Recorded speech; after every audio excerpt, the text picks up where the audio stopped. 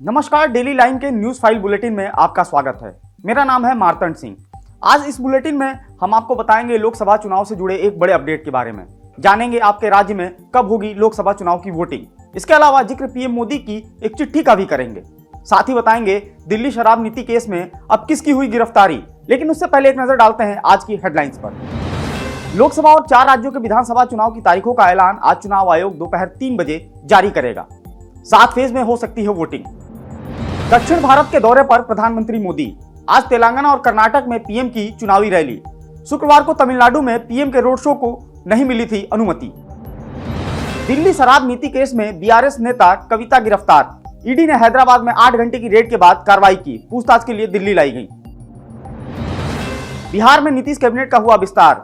21 मंत्रियों ने शपथ ली। बीजेपी से 12 तो जेडीयू से 9 मंत्रियों ने ली शपथ। और अब शुरू करते हैं आज की बड़ी और अहम खबरों का सिलसिला। लोकसभा और राज्य विधानसभाओं के चुनाव कार्यक्रम की घोषणा आज होने जा रही है। आज दोपहर 3 बजे दिल्ली के विज्ञान भवन में चुनाव आयोग की प्रेस कॉन्फ्रेंस है। इससे पहले चुनाव आयोग ने शुक्रवार को सोशल मीडिया प्लेटफॉर्म एक्स पर यह जानकारी साझा की थी। चुनाव आयोग के मुताबिक दोपहर 3 बजे चुनावों के कार्यक्रम को लेकर प्रेस कॉन्फ्रेंस होगी, जिसमें तारीखों का ऐलान किया जाएगा। लोकसभा चुनाव के साथ साथ सिक्किम, ओडिशा, अरुणाचल प्रदेश, आंध्र प्रदेश के विधानसभा चुनाव की तारीखों का भी आज ऐलान होगा। आपको बता दें कि 2024 लोकसभा चुनाव में 97 करोड़ मतदाता वोटिंग कर सकेंगे। इससे पहले चुनाव आयोग ने 8 फरवरी को सभी 28 राज्यों और 8 केंद्र शासित प्रदेशों के वोटर से जुड़ी स्पेशल समरी रिवीजन 2024 रिपोर्ट जारी की थी। आयोग ने बताया था कि वोटिंग लिस्ट में 18 से 29 साल की उम्र वाले 2 करोड़ नए वोटर्स को जोड़ा गया है, जो 2019 लोकसभा चुनाव के मुकाबले रजिस्टर्ड वोटर्स की संख्या में 6% की बढ़ोतरी है। और बात आज की एक और बड़ी खबर की। लोकसभा चुनाव की घोषणा से पहले प्रधानमंत्री नरेंद्र मोदी ने देशवासियों को पत्र लिखा है। यह भारत सरकार के विकसित भारत संपर्क केंद्र द्वारा देश भर की जनता को भेजा गया है। पीएम मोदी ने चिट्ठी में देश की जनता को परिवारजन कहकर संबोधित किया है। साथ ही देशवासियों के उज्जवल भविष्य की कामना की है। उन्होंने लिखा है, आपका और हमारा साथ अब 1 दशक पूरा करने जा रहा है। मेरे 140 करोड़ परिवारजनों के साथ विश्वास, सहयोग और समर्थन से जुड़ा यह मजबूत रिश्ता मेरे लिए कितना विशेष है। पीएम मोदी ने कहा कि विकसित भारत के संकल्प को पूरा करने के लिए आपका साथ और आपका सुझाव बहुत महत्वपूर्ण है, इसलिए योजनाओं को लेकर अपने विचार जरूर साझा करें। अगली बड़ी खबर दक्षिण भारत के तेलंगाना और कर्नाटक से है। आज पीएम मोदी तेलंगाना और कर्नाटक में चुनावी रैलियों में भाग लेंगे। पीएम मोदी आज तेलंगाना के नगर कुर्नूल में एक सार्वजनिक सभा को संबोधित करेंगे। इसके बाद वो कर्नाटक जाएंगे।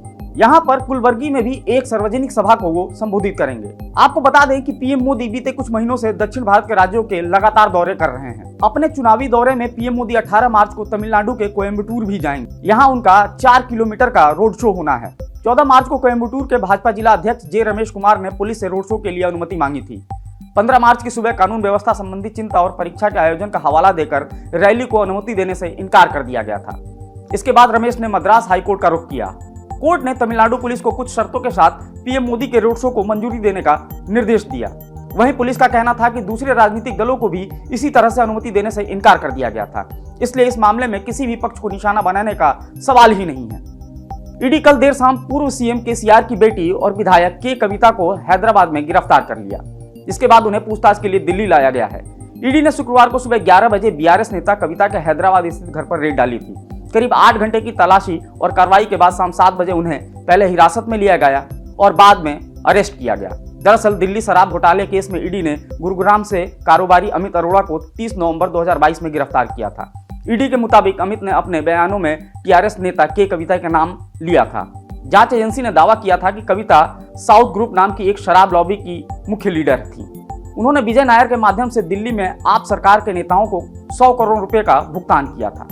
अगली बड़ी खबर की अगर बात करें तो बिहार में नीतीश कुमार और बीजेपी सरकार का कैबिनेट विस्तार शुक्रवार देर शाम हो गया। राज्यपाल राजेंद्र विश्वनाथ आर्लेकर ने 21 नए मंत्रियों को शपथ दिलाई, जिसमें बीजेपी के 12 और जेडीयू कोटे से 9 मंत्री बने। बीजेपी ने अपने कोटे से 6 नए मंत्री बनाए हैं, जबकि जेडीयू से सभी पुराने चेहरे शामिल किए गए हैं। अब सरकार में सीएम समेत कुल 30 मंत्री हो गए हैं। इसमें से बीजेपी 15, जेडीयू के 13, हम पार्टी और निर्दलीय कोटे से 1-1 मंत्री भी बनाए गए हैं। इस बार सबसे चौंकाने वाली बात यह है कि इस मंत्रिमंडल विस्तार में 14% से ज्यादा संख्या वाले यादव जाति से एक भी मंत्री नहीं बनाया गया है। वहीं सिर्फ एक मुस्लिम को जगह मिली है। अगर पूरी कैबिनेट को देखें तो सिर्फ जदयू की तरफ से पहले विस्तार में विजेंद्र यादव मंत्री बने थे। डेली लाइन के न्यूज फाइल बुलेटिन में फिलहाल इतना ही। फॉलो करते रहें हमारे डिजिटल प्लेटफॉर्म डेली लाइन को।